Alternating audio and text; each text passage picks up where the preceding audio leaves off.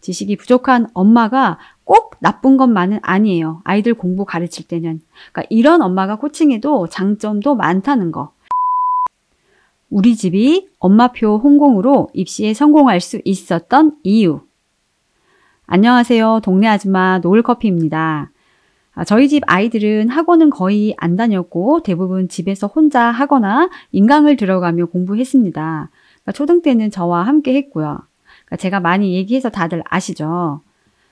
세상에는 뛰어난 아이들과 더 대단하신 부모님이 많지만요. 그래도 저를 칭찬해보면 아이 스스로 목표를 세우고 홍콩으로 오래 유지할 수 있도록 도운 점 같아요. 그러니까 공부를 떠나서 자기주도라는 건 내가 원하는 대로 인생을 꾸려가는 기본기잖아요. 아이가 잘해줘서 잘한 게 가장 큰 이유지만 그래도 오래 유지할 수 있도록 제가 신경 쓴 것, 노력했던 건 어떤 건지 떠들어 볼게요. 그리고 지식이 꼭 뛰어난 엄마가 아니어도 된다는 것, 오히려 좋을 수도 있다는 것도 들려드릴게요. 지극히 주관적입니다. 솔직히 대단한 공부법은 없는 것 같아요. 어떤 특별한 공부법을 몰라서 실력이 오르지 못한다기보다는 공부를 그냥 안 해서겠죠. 그러니까 하루하루 성실하게 공부를 채워가는 경우에만 열매처럼 성과가 나오는 것 같아요. 그래서 특별한 공부법을 알아내려 하기보다 어떻게 하면 책상에 앉게 만드나, 어떻게 하면 더 오래 앉아 있을 수 있도록 하느냐, 그게 가장 중요한 문제 같습니다. 그렇기 때문에 어떤 대단한 지식이나 뛰어난 티칭 능력이 필요한 게 아니고요. 아이를 바라보고 아이에 맞는 엄마의 양육 태도가 중요한 것 같아요. 그래서 제가 집에서 지키려고 노력했던 것들은 크게 두 가지입니다.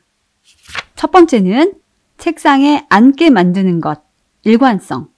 그러니까 일관성은 교육 전문가 선생님들과 정신과 선생님들 모두 말씀하시는 거죠. 이거 중요한 거 누구나 다 알아요. 그런데 이걸 어떻게 지키느냐가 중요합니다.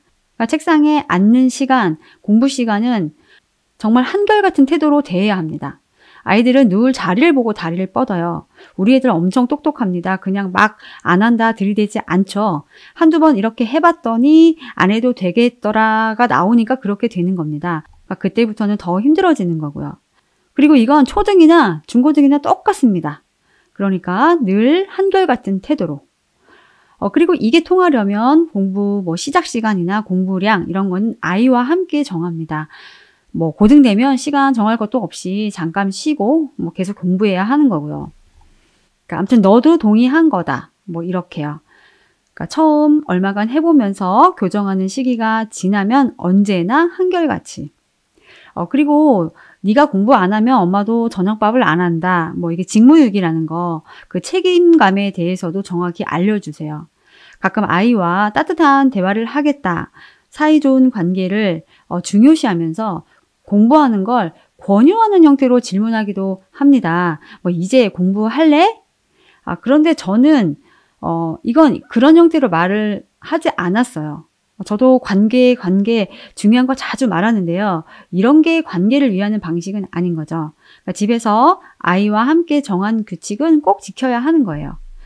공부가 취미인가요? 그러니까 할래 말래 이렇게 정할 사항이 아니죠. 공부할 시간이야, 시작할 시간이야, 공부하자. 정확히 말씀하셔야 합니다. 그러니까 내가 해야 할 기본적인 일은 하면서 살아야 한다. 이렇게요. 그러니까 엄마는 밥하고 너는 공부하는 거다. 나는 떡을 썰 테니 너는 글씨를 쓰거라. 그겁니다. 그러니까 공부를 해야 한다는 것에서는 언제나 일관성을 유지해 보셔요. 두 번째, 책상에 오래 앉게 하는 힘은 유연함. 이 유연함이라는 게 조금 애매하시죠? 사실은 이 말씀을 드리려고 제가 이 영상을 만들었는데요. 그러니까 저희 집 얘기로 설명을 해볼게요. 그러니까 저희 남편은 공부를 잘했고 오래 한 사람이거든요. 지금도 공부하는 직업이고요. 그런데 이상하죠. 남편이 애들 어릴 때 잠깐 공부를 봐주게 되면 꼭 큰 소리가 났어요. 그러니까 남편이 성격도 밝고 좋은 편이고 잘 웃는 사람인데도 애들 공부만 봐주면 바로 집안 분위기가 막 엉망이 되는 거예요. 그러니까 아빠랑 게임도 잘하고 정말 친한데도 말이죠. 제 생각은 그러니까 공부 잘했던 남편에게는 그 유연함이 부족한 것 같았어요. 이걸 왜 모르냐? 이걸 왜 이렇게 오래 푸냐? 그 느낌. 그러니까 본인은 이해가 잘 안 되는 거예요. 물론 그걸 그대로 말로는 표현하지 않아요. 하지만 표정이나 태도가 다 말을 해주고 있습니다. 그런데 그걸 본인은 잘 모르더라고요. 그리고 결과를 중요하게 여깁니다. 열심히 하지 말고 잘해라. 뭐 이런 말도 가끔 하고요. 그러니까 잘했던 사람이 뭐 다 이랬다는 건 아니고 우리 집 아빠 이야기인데요. 그런데 많은 아빠들이 또 이렇긴 할 것 같아요. 그러니까 보통 혼자서 열심히 했고 잘했던 아빠들이 공부 안 하고 못하는 걸 이해를 잘 못하죠. 그래서 남편이 뭐 시간도 없지만 애들 케어, 뭐 같이 공부하고 가르치는 일은 아예 다 제가 하게 되었답니다. 저는 뭐 애들이 국어 어려워하는 게 너무 이해가 되고요. 암기도 어렵고 잘 못하는 게 너무 당연하게 느껴지거든요. 영어는 어쩜 그리 잘하냐며 제가 감탄을 정말 많이 해요. 제가 저희 애들 보고 영어 잘해서 정말 부럽다고 늘 그렇게 말했고요. 엄마가 더 못했는데 어떻게 아이들을 보고 한심한 얼굴이 나오겠어요. 그러니까 진심으로 우러나오는 칭찬이 나온답니다. 뭐 수학은 말이 뭐예요? 당연히 틀려가며 푸는 거죠. 그러니까 제가 남편보다 공부야 못했지만 애들과 같이 앉아서 할 때는 더 공감을 많이 해줄 수 있었던 것 같습니다. 그러니까 뛰어난 엄마도 당연히 좋겠지만 지식이 부족한 엄마가 꼭 나쁜 것만은 아니에요. 아이들 공부 가르칠 때는. 그러니까 이런 엄마가 코칭해도 장점도 많다는 거. 애들에겐 더 부담이 적어질 수 있다는 것 아셨으면 좋겠습니다. 제가 제 영상 중에서 정말 좋아하고 중요해서 꼭 보셨으면 하는 영상이 있어요. 그러니까 아이가 실패해도 계속 공부하고 어려운 문제에도 도전하는 방법. 그러니까 이 영상은 공부할 때 어떻게 리액션을 해줘야 아이가 계속 열심히 공부하는지 제 양육 원칙의 전부라고 할 만한 영상입니다. 결과보다 과정을 중시하고 뭐 수학은 틀리면서 잘하게 된다. 알아가는 과정이다. 뭐 이런 거죠. 그러니까 노력하는 모습만으로도 대단하다고 해주는 거고요. 뭐 틀리는 건 문제가 안 되고요. 당연히 틀려야 하는 거고 다시 풀고 많이 풀면 되니까요. 배워가는 중에는 아무튼 틀려도 되는 분위기, 지적하지 않는 분위기. 그러니까 아이들에게 불안함이 없고 언제라도 다시 도전할 수 있는 분위기를 만들어 주셔야 합니다. 저는 이런 걸 유연함이라고 생각해요. 공부가 솔직히 본능적으로 하기 싫은 일이잖아요. 그런데 이걸 열심히 오래 해야 하는데 지적받지, 한심한 눈길 받지 누가 하겠냐고요. 그러니까 자기 주도는 무슨 뭐 엄마 눈길 주도로 하는 게 뭐가 되겠어요. 우리가 맛있다, 뭐 최고다라고 해줘도 그 매일 밥하는 게 힘든데 맛이 좀 별로다라는 말을 들으면 누가 맛있게 밥을 차리겠냐고요. 그죠? 가끔 이제 공부 잘했던 부모님이 자녀가 공부를 안 하고 못할 때 힘들어 하셔요.